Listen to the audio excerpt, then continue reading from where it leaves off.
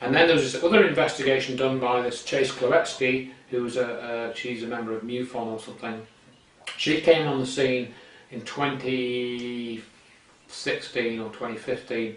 She said, I don't know whether it was Chase Kloetzke that approached Melanie Young or Melanie Young that approached Chase Kloetzke. I don't know that part of the story.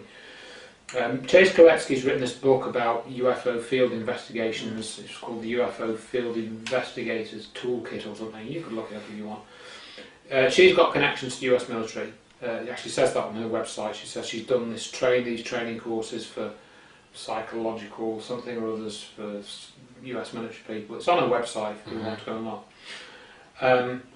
She allegedly got this team together, so they repeated the DNA tests, they repeated some of the other tests, and they said that after their year-long investigation, this is the skull of a human child. That's what it says at the bottom line. And she did an interview more recently saying that, this geneticist, this anonymous geneticist that Lloyd Pye knew that never wrote anything down, he was going on about this FOXP2 gene. He says, no geneticist talks like that. No geneticist talks about FOXP2 gene. So I thought, yes they do. And I went on to the NIH database, the NIH website, National Institute of Health, put in FOXP2 gene, and there it says the FOXP2 gene is identical in all humans, but it talks about how if you have a deformity it affects speech. And it says it's very highly conserved. In other words, it says exactly what Lloyd Pye was saying in his talks. And that's on a website which is all about genetics. So that is an outright bold-faced lie from Chase Kloetzke, and she's going around saying that on these podcasts and webcasts and so forth. So what is going on? What is going on?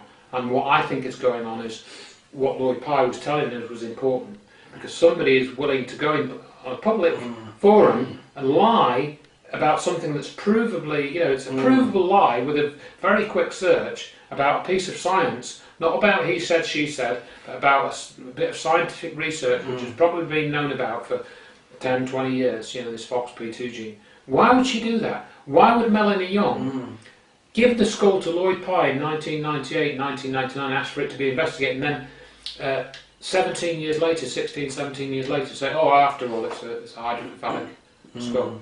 Why would she do that? And when he's passed as well, so he can't defend himself. Yeah. He can't come back on the programme and say, look, I never said that. This is what actually happened.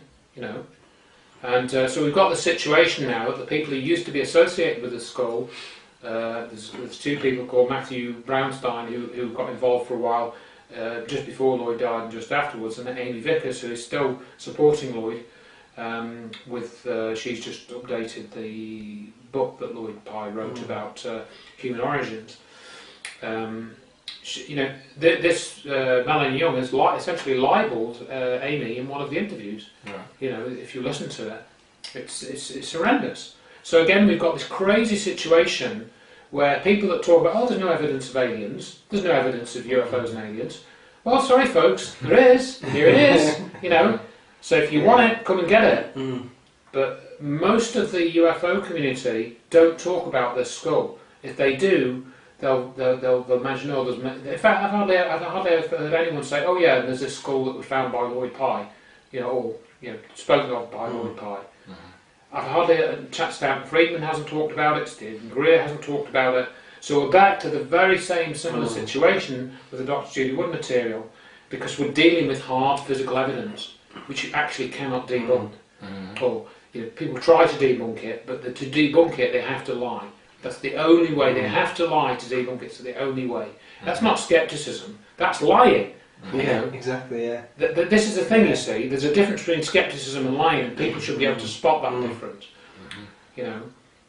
And so anyway, I've written all that up on my website. It's not a comfortable story to write about. Again, it's involved people who seemingly were friendly or being truthful after a few months or years, turning round and actually coming out with bald-faced lies. And you can prove it because we've got the recordings of what they actually said years ago. To A/B comparison. So why have you changed your story? And people said to me, "Why didn't you write to Melanie Young?" And I have written to her, and she knows about this article. And she said, I want your help, Andrew. I want your help. I said, so what help do you want? you know, do you want me to help you lie about this?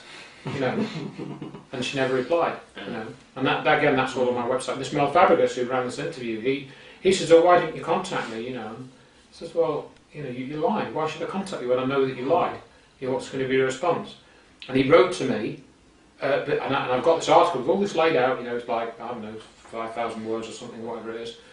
So where are the corrections? Have I got anything wrong? Send me the corrections. Tell me what's wrong. Where have I misrepresented you? No response.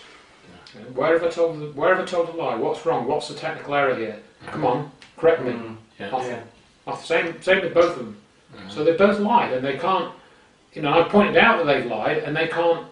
You know, they can't tell me where I'm wrong.